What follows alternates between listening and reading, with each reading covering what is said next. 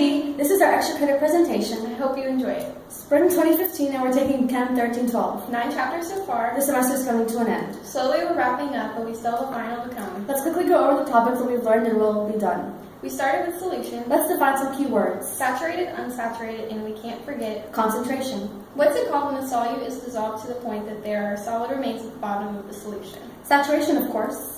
But what if there isn't enough solute? Unsaturated for sure. So what's concentration? Moles per liter like molarity. Oh, okay, I'll make sure not to confuse it with molality.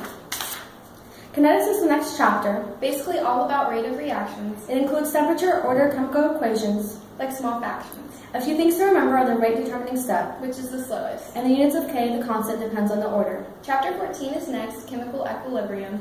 Which reaction is favored? Forward if K is more than 1, and back if not, that's the system. Don't forget that the constant doesn't include solids. It's primarily gases. I hope we retain this knowledge. For the final exam.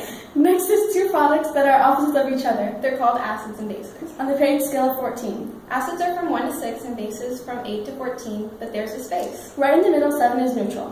like pure water. Understanding the basics is crucial. Well, how do I find pH? Log of the H plus ions. And pOH? Negative log of the OH ions. On to the next, this was an interesting topic. Kind of difficult. It's called buffers, titration, and solubility constant. A buffer is a solution that can resist pH change upon the addition of an acid or a base. Titration is a way to determine the concentration of a dissolved substance.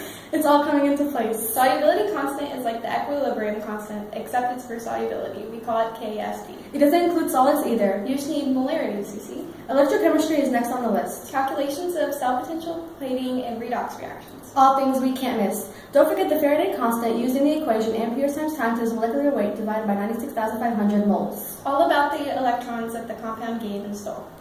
Radioactivity always in first order, but that's not all. Alpha, beta, gamma decay, and many more to call. How the electrons, protons, and neutrons are affected. Their loss and their gain. Binding energy is to blame. Last but not least, biochemistry. Please help me. Lipids, DNA, RNA, and sugars. Their structures, isomers, and chiral centers are important. Their bonds let us know their nature and how they'll react. They're essential to our course. That's a fact.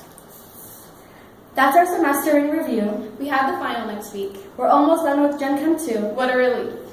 Thank you, hope you liked it.